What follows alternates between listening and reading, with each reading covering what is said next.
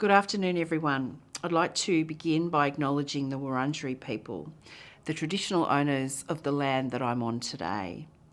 I pay my respects to their elders past and present and extend that respect to any First Nations people joining the forum today. I'd like to recognise and thank people with lived and living experience who are partnering with us to transform the mental health and wellbeing system. I also want to thank the Equally Well Alliance for its continued commitment to a future where Australians are equally well regardless of their mental health status. Australia has one of the best health systems in the world, but even now, in the 21st century, people with mental illness, substance use and addiction have poorer physical health than the rest of the population. What's most concerning is that on average, people with serious mental illness die between 14 and 23 years earlier than the general population, and this gap has been widening over the past 3 decades. Why do people with mental health challenges have a reduced life expectancy and poorer physical health? Almost 80% of those early deaths are due to physical illness such as heart disease, diabetes and influenza. Many of these physical health conditions are preventable through addressing social determinants and through early detection and treatment. We know, for example, that people living with severe mental illness have much higher mortality rates following a cancer diagnosis compared to the general population. We have a long way to go in addressing this disparity. In 2019, the Victorian Government took a significant first step in this area by creating Equally Well in Victoria, a physical health framework for specialist mental health services. The framework describes a range of initiatives for services and clinicians to work in partnership with consumers and carers to discuss physical health. The framework also provides information about how to tailor a recovery plan to the context of the consumer's life.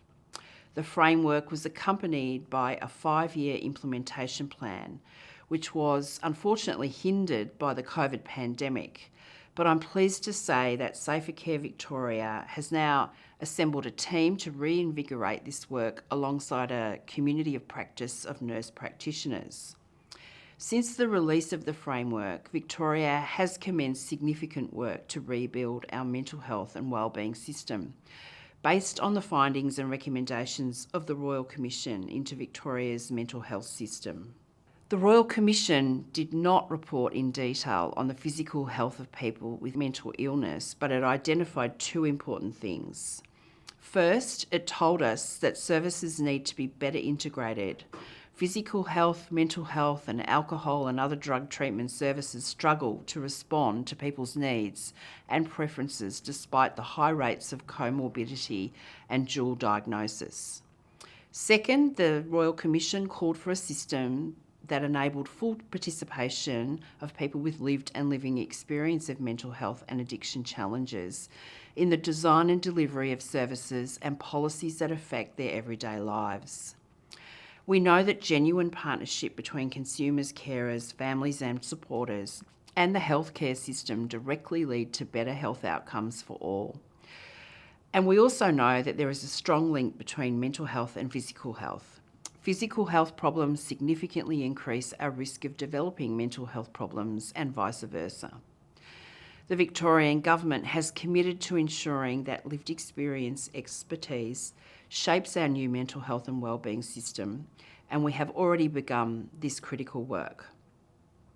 We've established 2 new entities with lived experience embedded in the top levels of leadership and governance, which will also help to improve the system integration between mental health and physical health.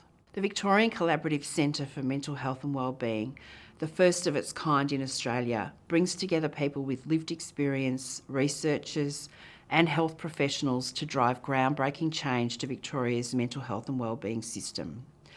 The centre has a lived experience co-CEO and a board that includes at least 4 members with lived experience. A dedicated lived experience advisory panel ensures that lived experience is at the heart of the centre's work and ultimately makes care more holistic, person-centred and compassionate.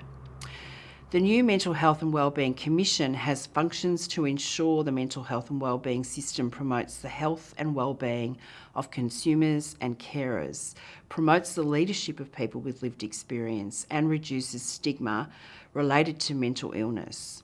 It is led by 4 commissioners, including designated consumer and carer commissioners. We're also developing a 10-year lived experience leadership strategy, which is being co-designed by the Department of Health and lived experience leaders in the mental health, alcohol and other drug and harm reduction sectors.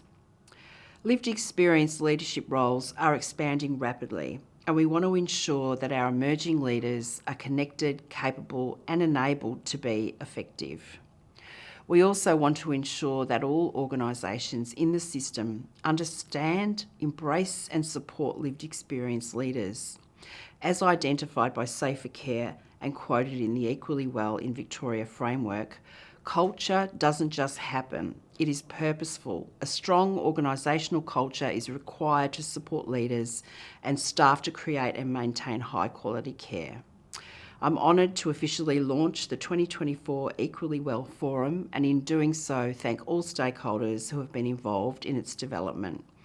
I hope that the conversations that take place over these 2 days with the experiences of consumers and carers rightly front and centre will result in insights, renewed inspiration and opportunities for action on better physical health for people with mental illness. Thank you.